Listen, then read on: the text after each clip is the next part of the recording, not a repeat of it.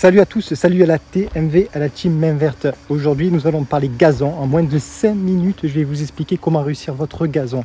Alors, c'est très simple. Il y a deux phases à prendre en considération. Les deux phases vont être la préparation de votre terrain. Le support est très important. Ici, vous voyez, on est en train d'apporter du compost. On composte la base, votre terrain. C'est le plus important. C'est la clé du succès. Ensuite, l'étape numéro 2, ça va être le choix de votre gazon. Ça va être ou un gazon en semence. Ici, en l'occurrence, on va privilégier l'ensemencement ou un gazon en plaque.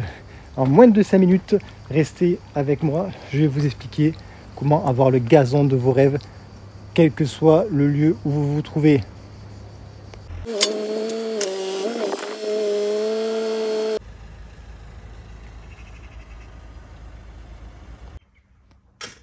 Alors voilà, on a fini d'épandre le compost, on a nivelé grossièrement.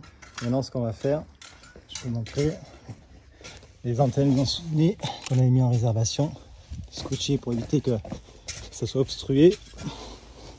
On va mettre les asperceurs au niveau et ensuite on va niveler et tirer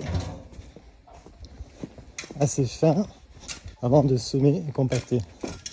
Voilà, on a tout préparé pour ça, pour mettre les asperceurs où il faut. Vous voyez, je me suis remuni de mon plan. Les asperceurs, ils sont là. On est sur du Runberg, de l'Unispray et du Samy. Hop, c'est parti. Bon, voilà, là, on a composté, on a nivelé.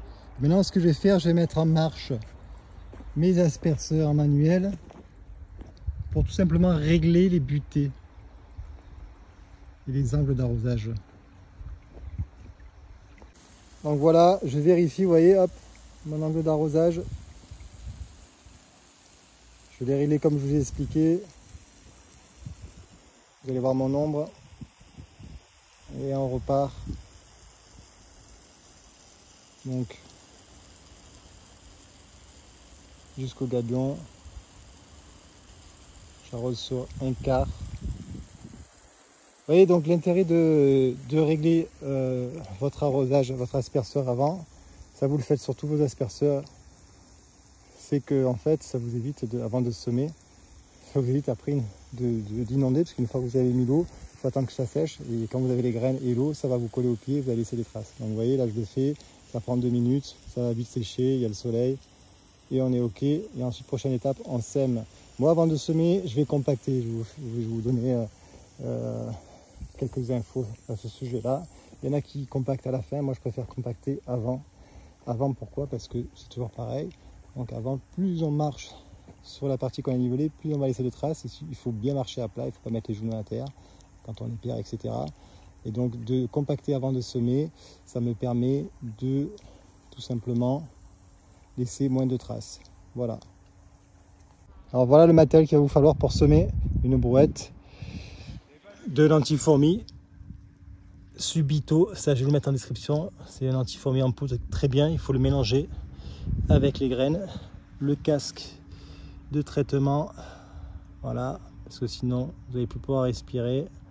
Bon, c'est pas le plus dangereux des produits. Là je vais mélanger 2 graines du rustique. Donc le rustique, c'est bien pour le manque d'eau, les zones un peu arides. Là, nous sommes dans le sud. Et le sport c'est bien pour le pétillement, il y a des enfants et tout ça, donc si je fais un cocktail des deux, c'est pas mal. Voilà, donc j'ai mélangé tout ça dans la brouette et puis on y va. Alors faites attention, il faut pas qu'il y ait trop de vent quand vous semez, sinon c'est pas évident. Juste quand je mélange un peu, bah, tu me dis quand tu vas-y, je filme. Là, il faut être généreux quand même. Hein. Ouais, limite que la graine soit blanche. L'aspect blanc, comme ça en plus ça nous fait un repère quand on sème.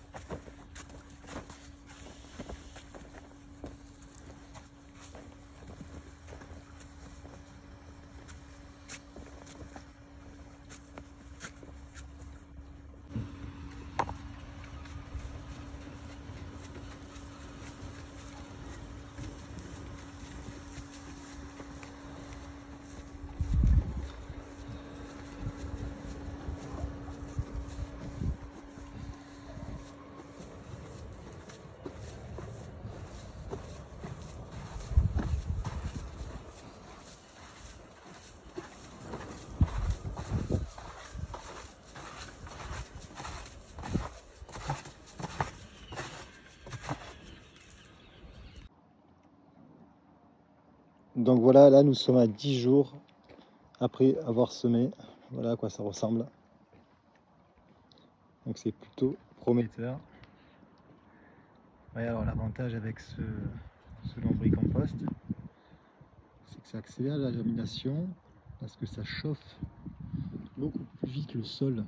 Vous voyez, en l'espace de... On est quand même quasiment fin septembre et on est quand même plutôt... il y a un bel aspect au niveau de la germination. Là, je suis venu donc regarder un petit peu comment ça se passait et je suis aussi également venu, maintenant que ça a bien germé, modifier mon cycle d'arrosage parce que là, je vous en ai pas trop parlé, mais je vais vous en parler maintenant justement. Donc l'arrosage pour faire germer, en fait, il y a 3 éléments principaux. Il faut la chaleur, de la lumière et de l'eau. Voilà, donc j'ai fait 3 phases d'arrosage de 10 minutes ou un quart d'heure, je sais plus exactement. Il me semble que j'ai mis un quart d'heure, 3 fois un quart d'heure, vous voyez, les 10 premiers jours. Et là maintenant je vais enlever une phase d'arrosage, on va être sur et réduire un peu le temps. Je vais mettre, je pense, au bout de 10 jours, 2 fois 10 minutes, plutôt 2 fois un quart d'heure vu qu'il fait quand même encore un peu chaud. Voilà, donc tout dépend, c'est ça vous réglez par rapport au temps qu'il fait. Là on voit bien qu'il y a un beau soleil, hein. Voilà, et là il est un peu voilé, mais il chauffe, hein. Voilà, je suis de retour après un mois et on peut voir que le gazon est plutôt pas mal, même plus que pas mal, je dirais, parce qu'il est assez dense pour un jeune gazon. Donc l'intérêt d'avoir semé au mois de septembre, c'est qu'on a évité la repousse des mauvaises herbes. C'est-à-dire comme elles avaient fini leur cycle et tout ce qui était annuel, le cycle en septembre était passé. Donc on a eu vraiment ce qui nous intéressait qui a germé, c'est-à-dire le gazon. Et d'ici au printemps prochain, il est déjà enraciné, il va s'étaler, donc ce qu'on appelle le phénomène d'étalage. Au fil du temps, au fil des tontes, il va s'étaler et donc ça laissera moins de place, vous voyez, là, parce qu'il y a encore des petits trous, vous voyez. Donc même sans regarnir, naturellement il va s'étaler et donc il va empêcher la pousse des graines qui sont encore dans le sol. Parce que dans le sol il y a aussi des graines qui sont là naturellement, surtout qu'on a composté, même si le compost est très bien fait, de bonne qualité, qu'il a fermenté, donc il monte en température, ça brûle toujours pas mal de graines, mais on n'est jamais à l'abri. C'est pas du zéro graine à 100%, donc forcément on a toujours des indésirables qui poussent en même temps. C'est un peu l'inconvénient du gazon en semence. Alors pour ce qui concerne l'entretien de la première tonte, vous voyez, on a arrêté 2 jours avant l'arrosage, de façon à ne pas aspirer, vu qu'il est fraîchement installé, les racines ne sont pas encore trop bien installées justement, et donc au risque de tondre avec une herbe, un sol humide, donc plus souple, et d'arracher, d'aspirer l'herbe et les racines avec, parce que la tondeuse aspire, vu qu'elle ramasse. Donc on arrête 1 jour ou 2 avant l'arrosage, et puis on peut faire la première tonte vraiment en hauteur maximum par rapport à votre tondeuse. Vous pouvez régler la hauteur et vous n'hésitez pas à mettre le plateau de coupe au plus haut possible. Voilà.